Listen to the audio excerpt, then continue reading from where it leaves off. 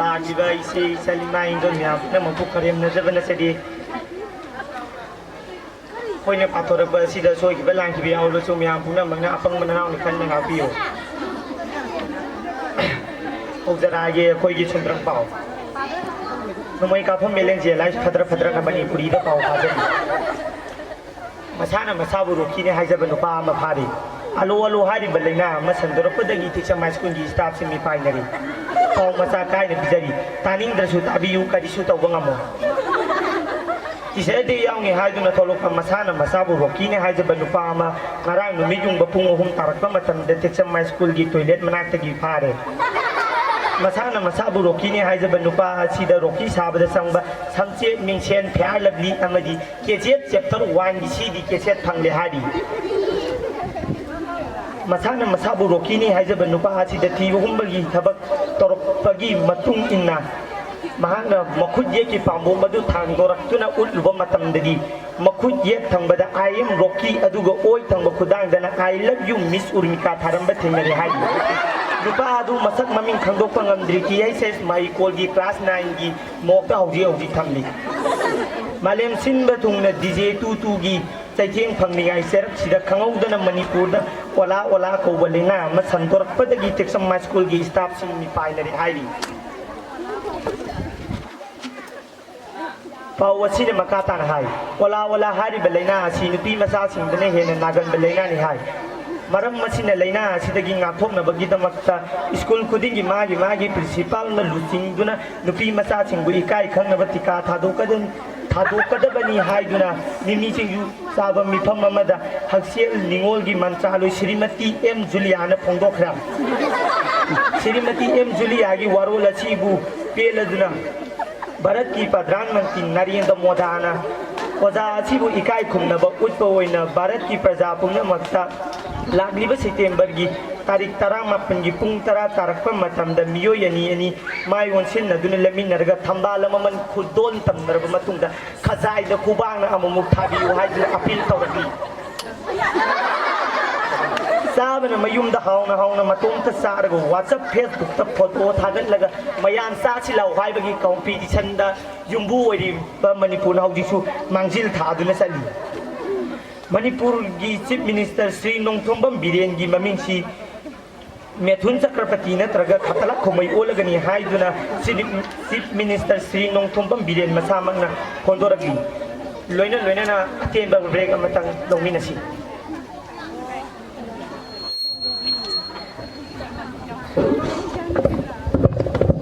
लेजरे देशे साबोन मसी सीजन मा खुदिमक कुसुंगुरबा मिसिंबु फजहनबा यारबा शक्तिबा मिसिंबु फजहनबा यारबा अमसुंग मरु ओइना मी तेलबा मी चावहन मिसिंग फजहन वहानबा यारबा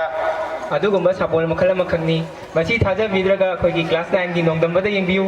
थाजा बिद्रगासु मैमना कयम तौबु ngambो अखोइदा thank you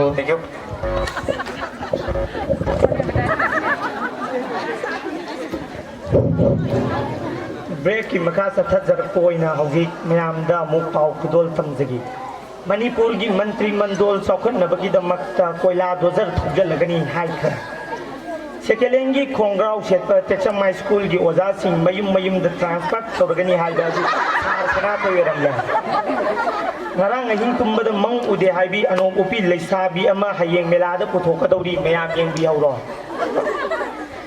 ngarang lekang thong mayai da nganu ama siduna ledamle hairi siramliba nganu adugi matang da nungai taba phongdo boina wangjing tentha kendragi pri borjena thamoi songna haikre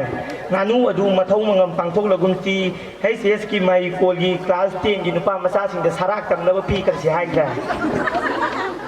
लेदगन जाबा लेत्रगन तोका सारा सही अमा हेलगजु सीबा लेत्रबा mistress शर्मिलाना पंगन पंगलिंगे मितै नतै दिंगे हाउना हाउरिंगे मयांगना Manipur यांगना पांखरे हाइदुना mistress शर्मिलाना फोंदोरगली अदुबु उसी सिंगिरी हराउना फम ओइरी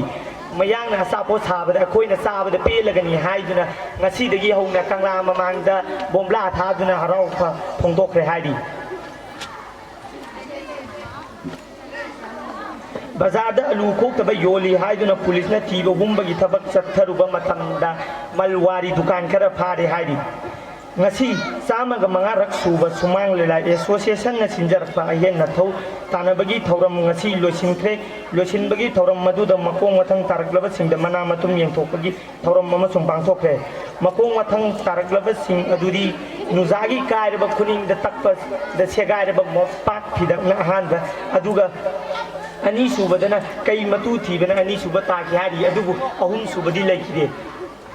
hauji ozagi paw mu lapolapam rastagi taminasi